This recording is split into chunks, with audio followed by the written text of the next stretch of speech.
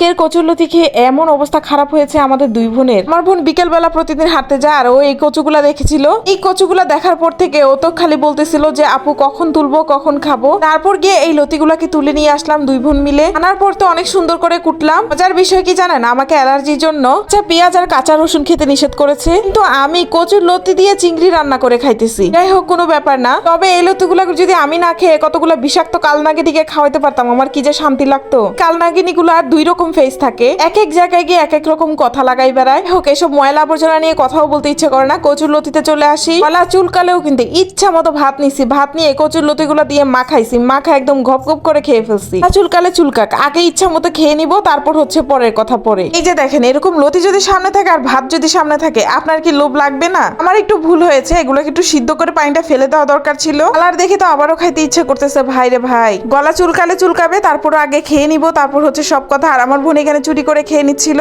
আমার বোনের জ্বালা বড় জ্বালা।